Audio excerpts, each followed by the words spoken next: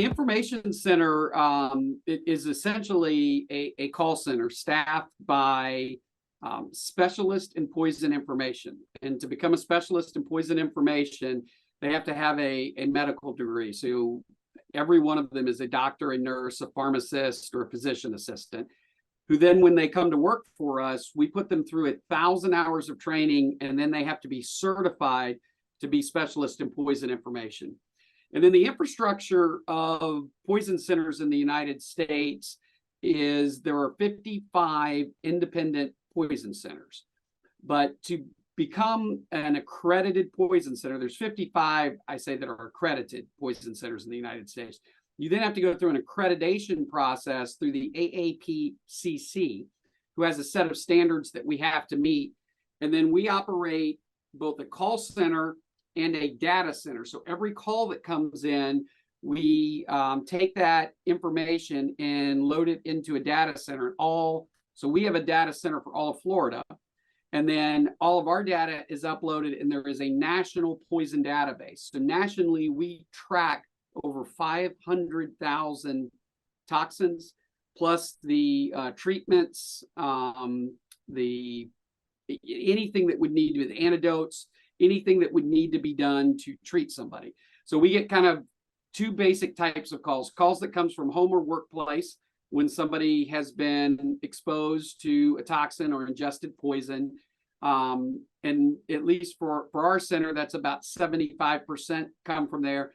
25% actually come from medical facilities. So doctors in, emergency departments, when somebody come in, will call us because we deal with this every day. They may only see certain types of poison potentially once in their career or twice in their careers. If it gets to be something that's really like an epidemic portion, like the opioid crisis right now, we don't get a lot of calls from healthcare centers any longer on that, because they treat that so much every day. We help them in the beginning with that. They actually have their own protocols that they do it. But if it's a snake bite, we're probably getting a call. If it's a child that's ingested medicine, we're going to get a call. In our center, about 40% of the calls are for children under the age of 6. But as I always like to say, that means 60% of our calls are for children over the age of 5. Right. And it runs through, all ages in life. I was looking up some data the other day on edibles poisonings, because that's kind of one of the things that's going on in the United States. And so I was looking at the number of children that got into it, because that's typically what we think about when that comes in. But so I had to sort them by age. So then I was just out of curiosity, I'm like, I wonder how old the oldest person was. And the oldest person in Florida in the time range I was looking at was 92 years old. Went to the refrigerator, had 2 stacks of candy bars, ones that were regular candy bars, one that were cannabis infused, and he grabbed the wrong candy bar. And a dose and an edible and a candy bar like that is like one little square, and he ate the whole candy bar. So turned out okay that we were able to treat the individual. But that's a little bit about who we are and what we do. I was looking on your website, and it feels like there's a new issue between combination of drugs or something like that. How important is it to stay on top of all the new things happening? Well, I think it's incredibly important to stay on top of it. We have new substances that pop up every day, and it's amazing. We were on the news here last night talking about a substance called tianepine, which is a pharmaceutical drug that's approved in some European countries, but it's not approved for use in the United States. But people have been able to take it and put it into products that are sold at gas stations, convenience stores, and smoke shops, and it is getting into the hand of the people. And CDC put out a warning that it's even caused deaths. There's withdrawal from people that go on it, and it's marketed a lot of times as a diet supplement. So you would think something you bought at a gas station that would be somehow approved for use, but it's not really approved for that type of use in the United States. And because of that, the FDA isn't going through and doing all the testing and so forth on it. So here is actually a substance that could be a danger if the wrong person took it. and yet it's sold kind of out in the open without prescription. So you think it would be safe. So and we see stuff like this all the time. And then, as we look at the opioid crisis right now, we're it's been going on in the United States about 30 years, and we're really kind of hitting the fourth wave of that. And the fourth wave is what they call polydrug use, which is fentanyl with other types of drugs or substances that come into them. And there's new stuff hitting the street every day. I mean, it's hard to keep up with. I just saw in Dallas, Texas, they've had a wave of teens that have overdosed. I think 3 have died, 6 have been hospitalized, because of a fentanyl related issue. So it's really important to keep up with what's going on. And then most important is to put the number 1-800-222-1222 in your cell phone. And by the way, it works anywhere in the United States. It works in any of the U.S. territories, and based on the area code you're calling from, it will route you to a poison center.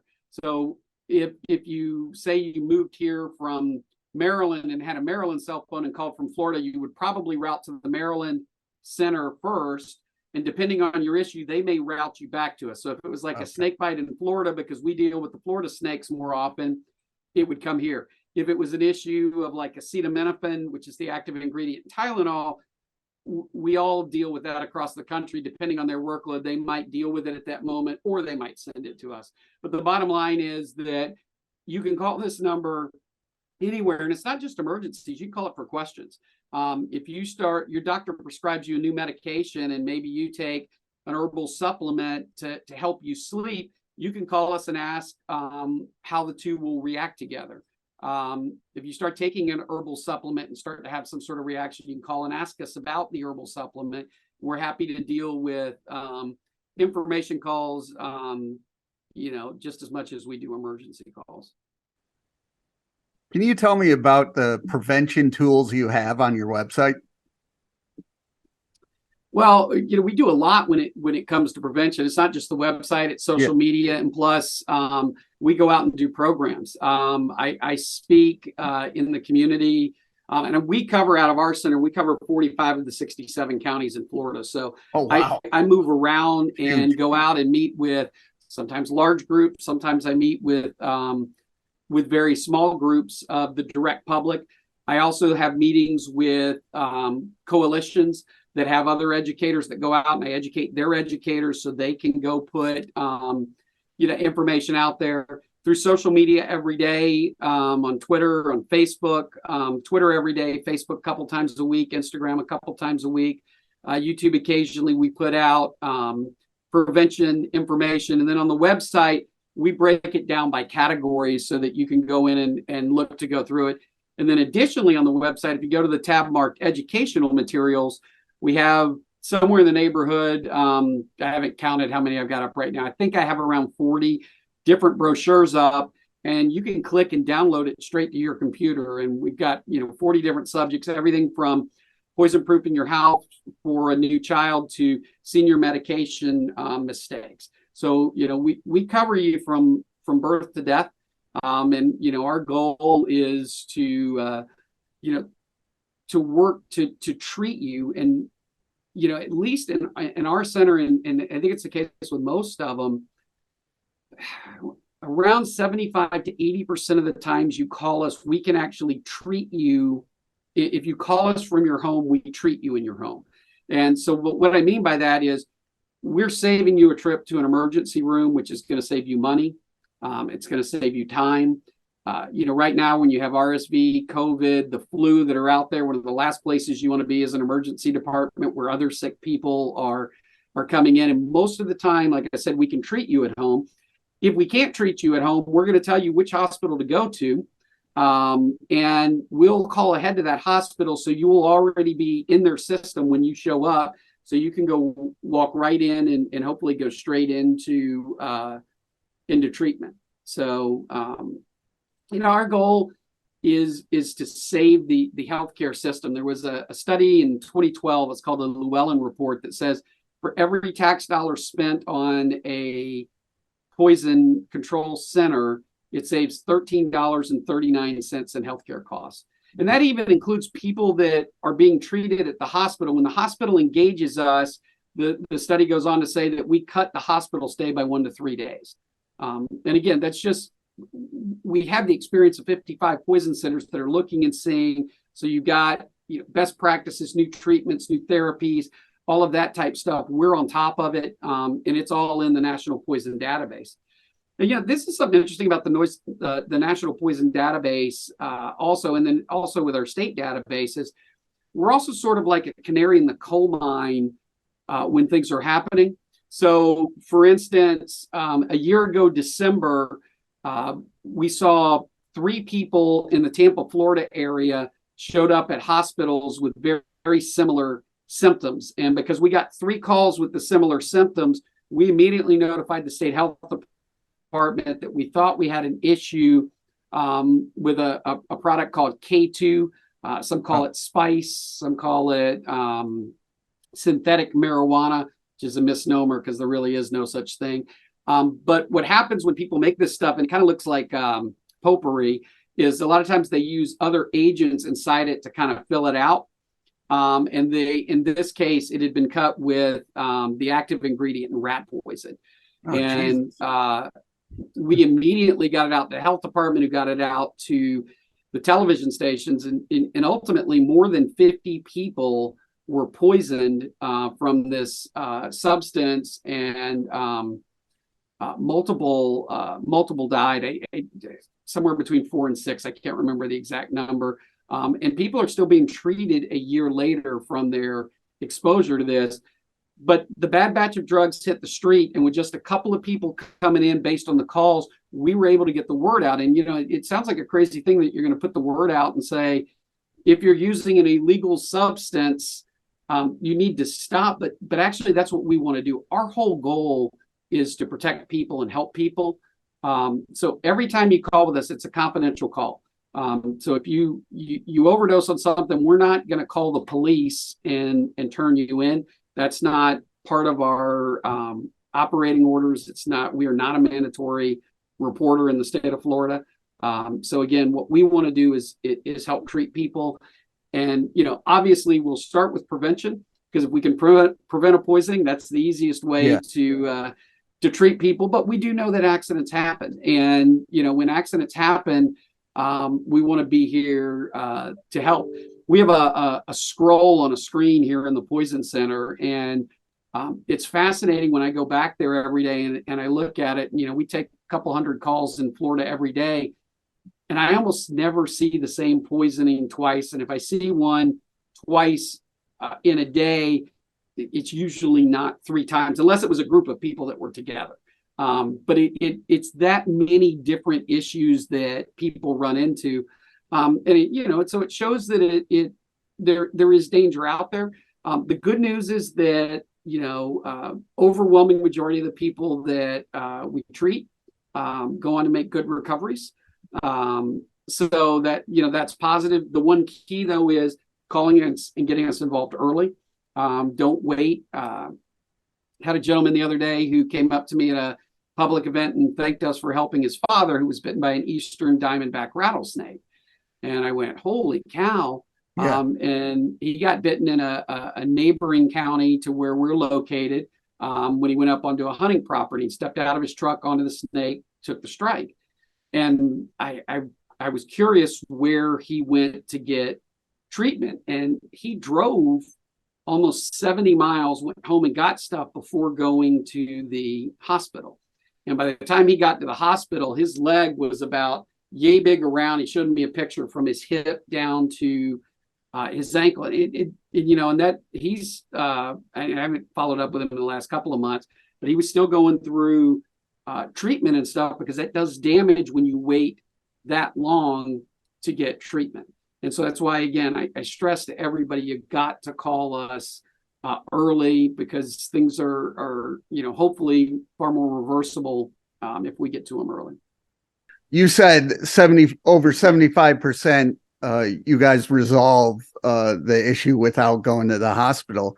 So, when we first had had my daughter, we called poison control, and we're panicking, and it turned out to be okay. But how important is it to have that comforting voice for people who are in a panic? I actually think that's one of the most important antidotes that we have, is that our specialists, because they've been on the other end of this so many times, that they know what the outcomes typically are when people call in. And a lot of times the best thing we are is just a voice of calm, to settle people down. I think especially first-time parents, because I think when you go on to have multiple kids, you kind of gain some experience and some perspective on things. But again, why guess when you can get an answer that will solve the problem? Because some things that you don't think are dangerous, where some things aren't. When I do education, I play this game Homer Hospital with people, and I say, I'm going to make you guys the poison specialists. I give them a scenario and say, where do you think this would be treated? And the first scenario is a 3-year-old gets into a spiked punch at a Christmas party, does a little woozy, and everybody goes, oh, you treat that at home? And I'm like, no, that one we actually send them to the hospital because it drops blood sugar levels. And the next one I put up is those glow sticks. Kid out Halloween, breaks it, and drinks a couple of drops. Everybody's like, oh yeah, we got to go to the hospital. I'm like, no, in that case, they typically actually treat at home, and I go into the chemical that's involved in it, and then based on how much, we would probably treat that at home. Now, there are instances when we wouldn't, but the point being, you don't deal in poison every day. You're not an expert in poison, so call the experts who can tell you, what is or can be a problem. People are shocked when I'm out in the public that the acetaminophen and Motrin are two of the biggest poisonings that we see in the state. And the reason is because people have ibuprofen, which obviously active ingredient Motrin, but the most people have those painkillers available. And you carry them in your purse, you carry them in your backpack, you maybe have a bottle in the kitchen, one in the bedroom. So because they're out so many places, a lot of times younger kids can get into them. And we've actually seen some self-harm of an increase in self-harm of teenagers, getting into the substance because they can get their hands on them. Yeah. And that's a big thing in prevention that we get into right now. We call it the Up and Away campaign about, getting stuff just up has helped reduce poisonings of children under the age of 6 by about a third. I really believe in getting them up and locked away. And that's everything. That's vitamins, that's supplements, melatonin, any of that stuff locked up just to keep it from getting into the wrong hands. And then I'm a big advocate on getting expired drugs and unused drugs, no longer needed drugs, out of your house and disposed of correctly. And nationwide, at the end of April and the end of October, we have the DEA National Drug Take Back Day. That's an excellent way to get rid of stuff, and twice a year go clean your medicine cabinet, because we all get into that hoarding. You paid for the medicine and you think, well, maybe I'll have this again, and you shouldn't reuse medicine without talking to your doctor, and you definitely should not give it to somebody else to use without talking to your doctor first. And again, having it sitting around is a recipe to end up with having a child find it. And again, it's very common. Not a bad parent. I think people put a stigma to it. We all know with children, you turn your back for 1 minute and they're crafty at ages 3, 4, and 5. They're curious, and they find things. The National Poison Helpline is 1-800-222-1222. I really encourage everybody, just go on and put that in your cell phone so that you have it, so you're not in that panicked moment trying to Google and find the number. Most poison centers have magnets, stickers, and other stuff that you can order from your poison center for your state, so that you can have the magnet on the refrigerator if you want it. But again, I always tell people, You don't always have your refrigerator with you. You always have your cell phone with you. So put the number in there. And please remember that you can also use it for questions. If you have a sick child and Tylenol is not bringing that fever down, you can call us. We can tell you when it's safe to start alternating Motrin Tylenol back and forth. Again, strange rash after you start a new medication, call us. You're working in the garage with something, splash something in your eyes, call us. That's what think you were bitten by a snake. Call us.